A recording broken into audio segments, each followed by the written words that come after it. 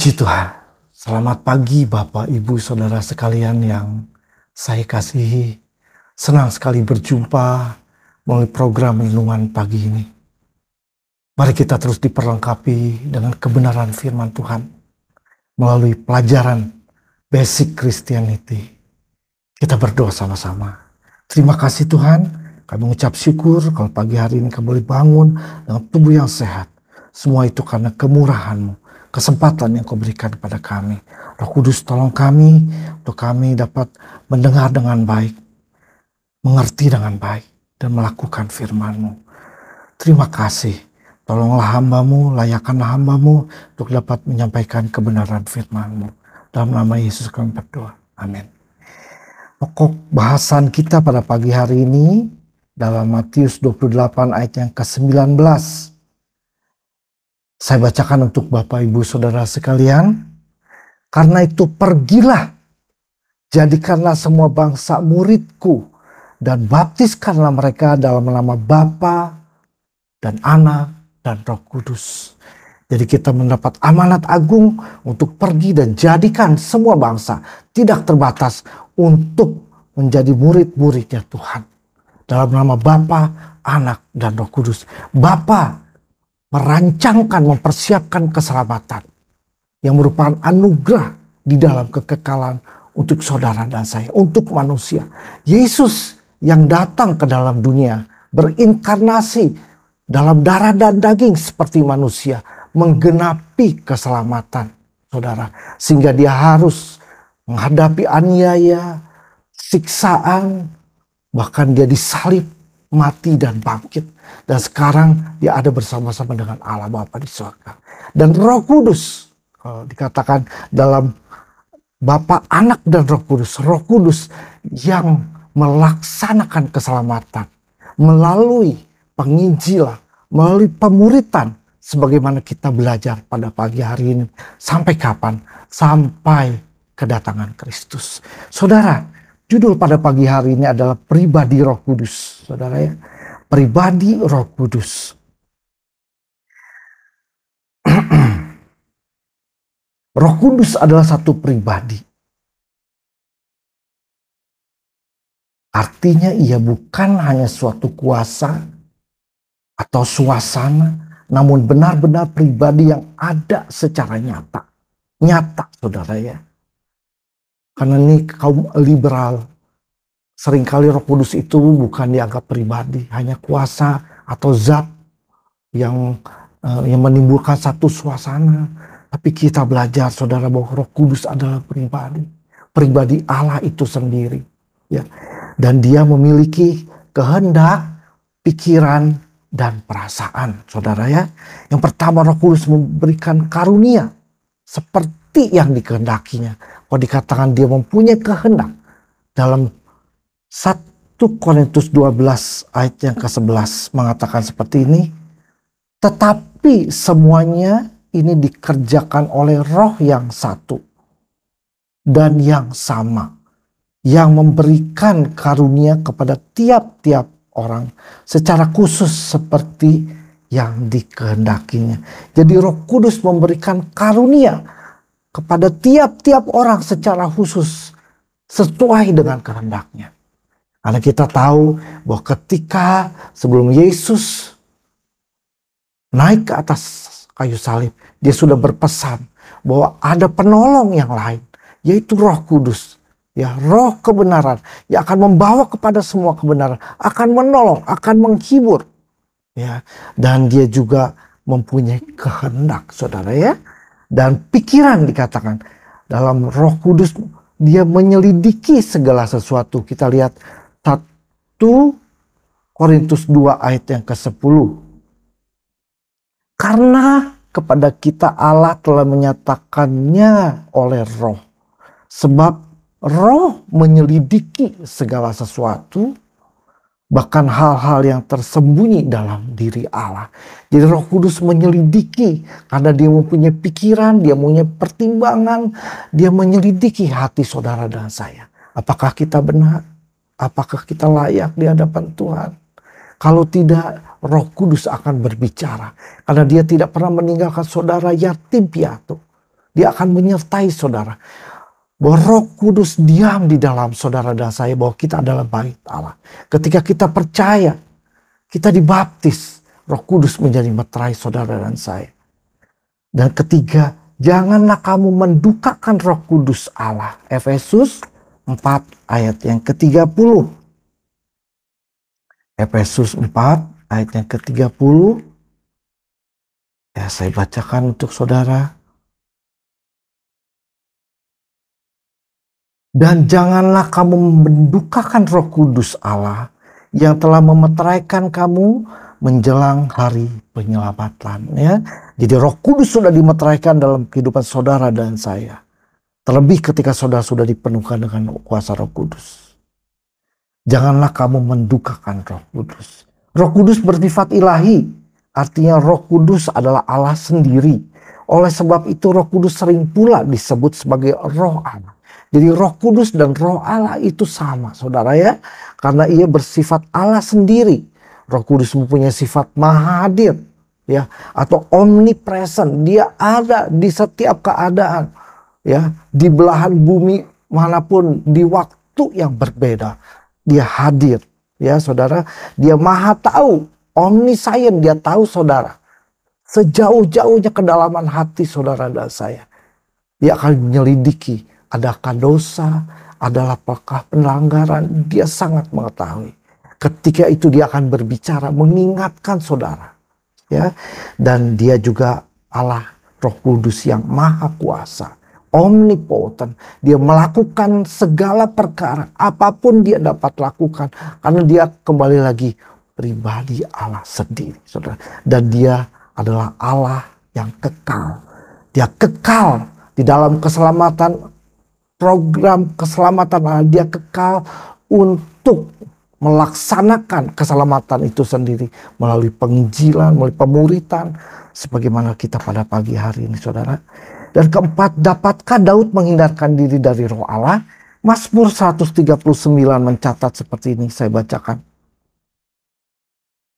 Mazmur 139 ayat yang ke-7 sampai 10. Kemanakah aku dapat pergi? Dikatakan. Menjauhi rohmu, ya huruf besar, kemanakah aku dapat lari dari hadapanmu? Jika aku mendaki ke langit, engkau ada di sana. Jika aku menaruh tempat tidurku di dunia orang mati, di situ pun engkau. Jika aku terbang dengan sayap fajar dan membuat kediaman di ujung laut, di sana juga tanganmu menuntun aku dan tangan kananmu memegang. Amin saudara, bahwa Roh Kudus itu tidak dapat dihindarkan oleh saudara dan saya.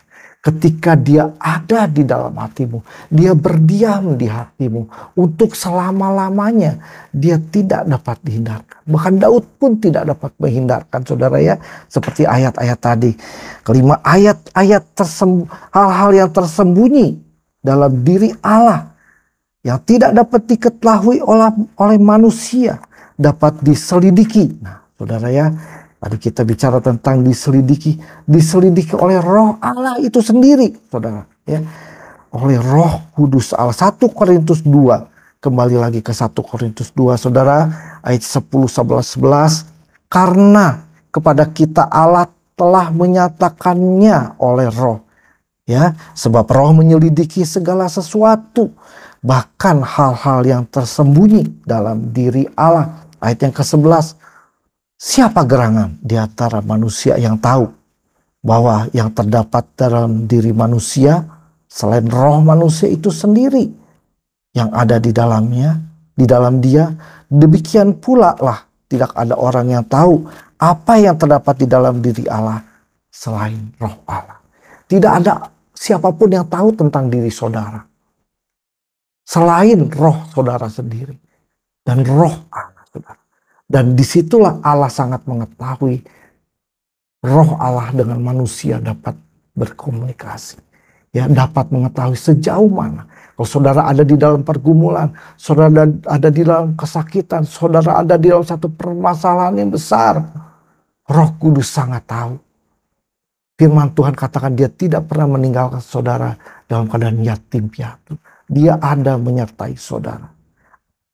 Kemudian yang keenam, Roh Kudus terlibat dalam penciptaan yang dicatat melalui pelajaran ini di dalam Ayub, saudara. Ayub 3/3 ayat keempat. Roh Allah telah membuat aku, ya, yang dimaksud adalah Ayub, dan nafas yang maha kuasa membuat aku hidup.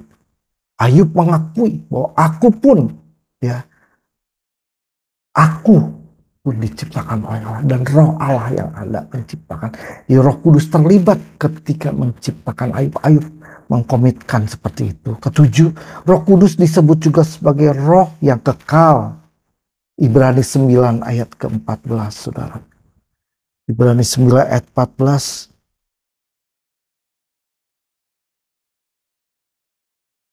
Ibrani 9 ayat 14. Betapa lebihnya darah Kristus yang oleh Roh yang kekal. Nah, saudara, ya, Roh yang kekal telah mempersembahkan dirinya sendiri kepada Allah sebagai persembahan yang tak bercacat dan yang menyucikan hati nurani kita supaya perbuatan-perbuatan yang sia-sia, supaya kita dapat beribadah kepada Allah yang hidup. Jadi Roh Kudus itu Roh yang kekal. Dia akan terus bekerja di dalam saudara dan saya. Dia tidak pernah meninggalkan. Dan dia yang melaksanakan keselamatan melalui penginjilan, melalui pemuritan seperti yang kita renungkan firman Tuhan pagi hari ini. Menjadi renungan kita dalam pelajaran ini.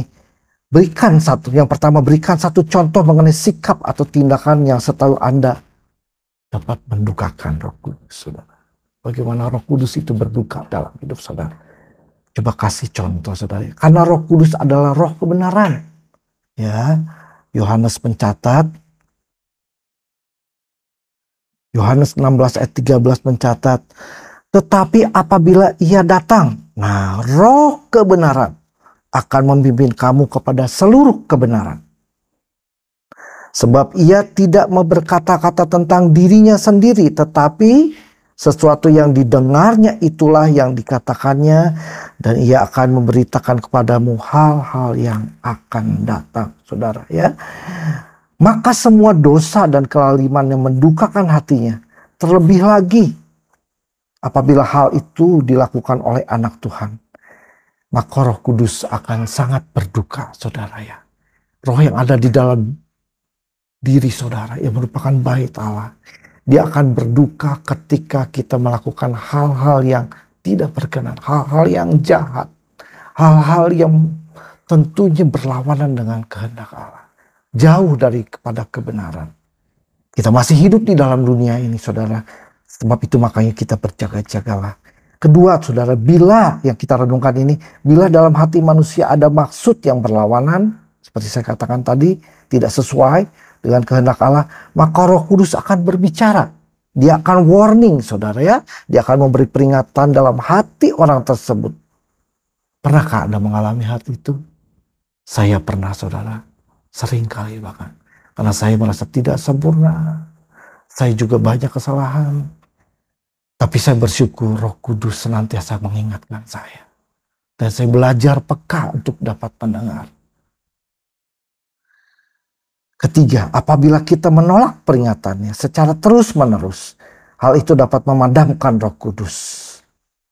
1 Tesalonika 5 ayat 19 mencatat seperti ini. 1 Tesalonika 5 ayat 19. Janganlah padamkan roh.